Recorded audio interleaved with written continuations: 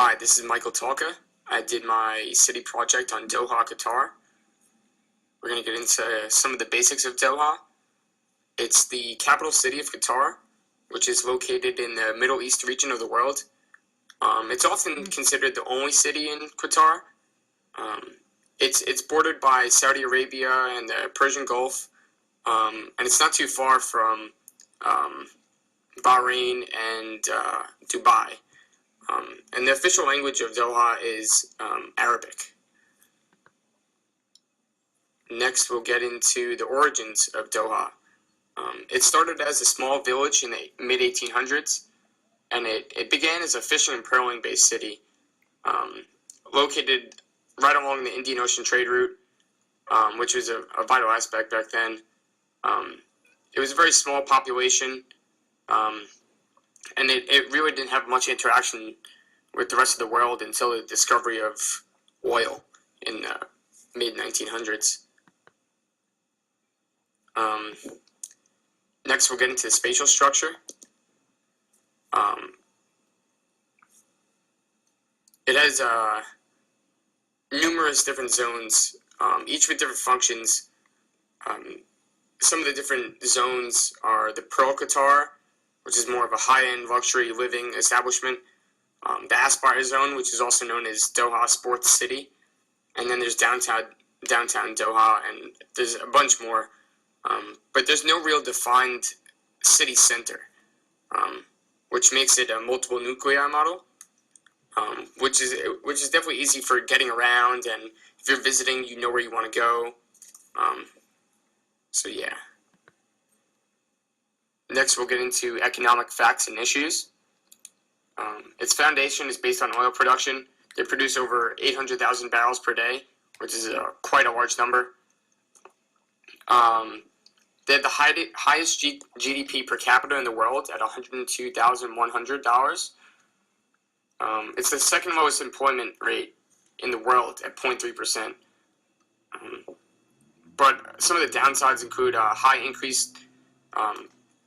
increase in cost of living in Doha, mainly due to new development projects from the World Cup and also expensive land. But overall, Doha is in great economic shape. Next, we'll get into some of the social facts and issues with Doha.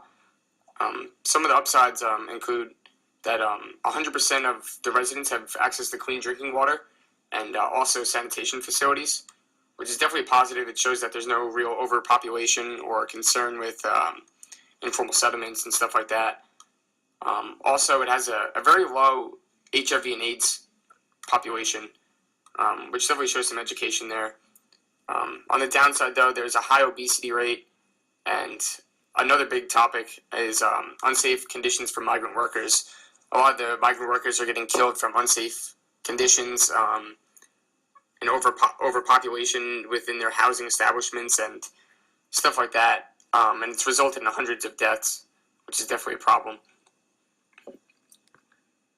After that, we get into the environment facts and issues, and a person living in Doha uses 2.5 times more electricity than the average American, and 7.6 times more energy than the average resident of China.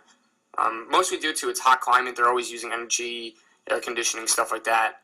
And also, Doha provides its citizens with free electricity within reason. Obviously, they can't spend too much money. But however, on the downside, there's not too many water sources in Doha, and they rely mainly on desalination plants for water supply. But to comment some of the energy issues, they're implanting solar panels and making stadiums that are more energy efficient. Next, we'll get into the future of Doha. We can expect to see some definite substantial growth in size and in population as well, mainly due to increased